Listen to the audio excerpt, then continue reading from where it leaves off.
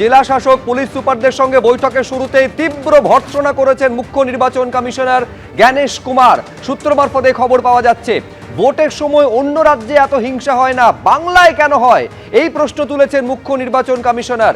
সব রাজনৈতিক দল অভিযোগ করছে, এবার কিন্তু এসব চলবে না, সাফ জানিয়ে দিয়েছেন জ্ঞানেশ কুমার। জেলা শাসক হন বা পুলিশ কমিশনার, গাফিলতি দেখলে কাউকে রেয়াত করা হবে না, কড়া বার্তা দিয়েছেন তিনি। দুই প্রতিনিধি আমাদের সঙ্গে সরাসরি রয়েছেন রুমা পাল এবং আমাদের সঙ্গে অনির্বাণ বিশ্বাস রয়েছেন। আমি শুরুতে রুমা এইটা তোমার থেকে জানতে চাইবো, একেবারে প্রশাসনিক আধিকারিক, তার মধ্যে জেলা শাসক অর্থাৎ জেলা নির্বাচনী পর্যবেক্ষক থেকে শুরু করে পুলিশ সুপার, কি বললেন, কি হলো আজকের এই বৈঠকে?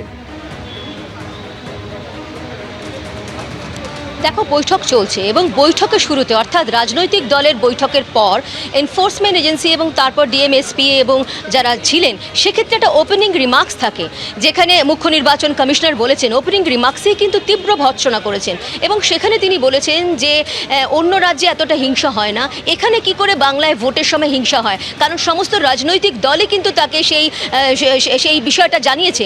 এবার কিন্তু সেটা চলবে না, তিনি পুলিশ কমিশনার হোক বা তা যদি এরকম মনে হয় তিনি কিন্তু কোনো অফিসার, সেক্ষেত্রে কোনোভাবেই রেয়াত করা হবে না। তিনি শব্দটা ব্যবহার করেছে, হি কান্ট এসকেপ, অর্থাৎ কোনোভাবেই রেয়াত করবে না কমিশন।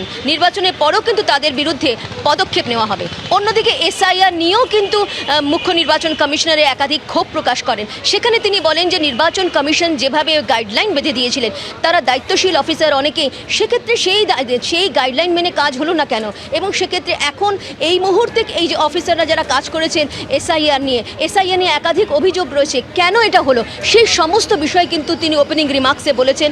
এখনও বৈঠক চলছে এবং এই বৈঠক আরও কিছুক্ষণ চলবে। এবং সবথেকে বড় কথা, আজকে কিন্তু রাজনৈতিক দল যখন গিয়েছিল বারবার কিন্তু সেই অভিযোগই করেছিল, যেমন হিংসার কথা তোলা হয়েছিল, কেন্দ্রীয় বাহিনী নিয়ে প্রশ্ন তোলা হয়েছিল, সেই বিষয়টা কিন্তু দেখা যাচ্ছে একেবারে ওপেনিং রিমার্কসেই কিন্তু দেখা যাচ্ছে মুখ্য নির্বাচন কমিশনার তিনি বলেছেন, সে পুলিশ কমিশনারই হোক বা কোনো অফিসার হোক, কোনোভাবেই রেয়াত করা হবে না, এসব চলবে না, হি কান্ট এসকেপ, কোনোভাবেই কিন্তু সে পার পাবে না। অর্থাৎ নির্বাচন কমিশন কিন্তু পদক্ষেপ নেবে এবং কোনোভাবেই এবার যাতে সেরকম না হয়, ভোটে কোনো হিংসা যেন না হয়, অন্য রাজ্যে হয় না, এই বাংলায় কেন ভোটের সময় হিংসা হয়, এবং সমস্ত রাজনৈতিক দলই সেই নিয়ে কিন্তু অভিযোগ জানিয়েছে, এমনটা তিনি বলেছেন।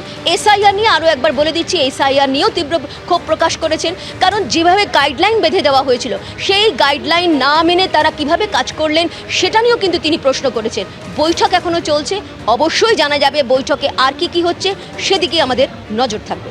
নিঃসন্দেহে সেদিকে আমাদের নজর থাকবে। রুমা, তুমি আমাদের সঙ্গে থাকো। আজকে যে গুরুত্বপূর্ণ বৈঠক, যেখানে একেবারে মুখ্য নির্বাচন কমিশনের বৈঠক করছেন ডিইও অর্থাৎ জেলার নির্বাচনী আধিকারিক, যারা জেলা শাসক পুলিশ সুপারদের সঙ্গে। আমি অনির্বাণের কাছে যাব, তার কারণ এই বৈঠক এখনো চলছে, এক এক করে খবর পাওয়া যাচ্ছে। স্পষ্ট বলে দিয়েছেন মুখ্য নির্বাচন কমিশনার, আপনারা দক্ষ বিচক্ষণ, তারপরেও গাইডলাইন ফলো করতে ব্যর্থ হচ্ছেন কেন আপনারা? 7 জন জেলা শাসককে রীতিমতন সতর্ক করেছেন। অনির্বাণ আরো বিস্তারিত এই নিয়ে বলবে।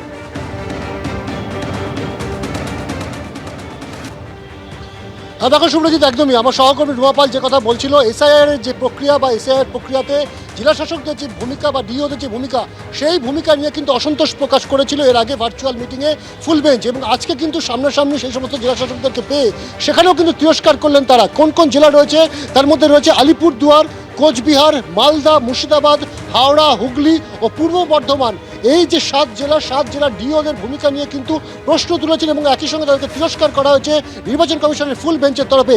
একই সঙ্গে বলা হয়েছে যে আপনাদের মতন দক্ষ এবং বিচক্ষণ যেখানে অফিসাররা রয়েছেন, সেখানে কিভাবে ইলেকশন কমিশন অফ ইন্ডিয়ার যে গাইডলাইন, সেই গাইডলাইন ফলো করা হচ্ছে না, এই প্রশ্নও কিন্তু উঠেছে। এবং তোমাকে জানিয়ে রাখবো যে এখানে কিন্তু একটা প্রচ্ছন্ন হুমকিও রয়েছে বা প্রচ্ছন্ন কিন্তু একটা বার্তাও দেওয়া হয়েছে ইলেকশন কমিশনের তরফে। সেখানে কিন্তু বলা হচ্ছে যে আপনাদের প্রত্যেকের কিন্তু ডিজিটাল ফুটপ্রিন্ট রয়েছে, ফলত এমন ভাবার কোনো কারণ নেই আপনারা যে যা খুশি করবেন এবং আপনাদের দায় ঝেড়ে ফেলতে পারবেন, এমনটা কিন্তু নয়।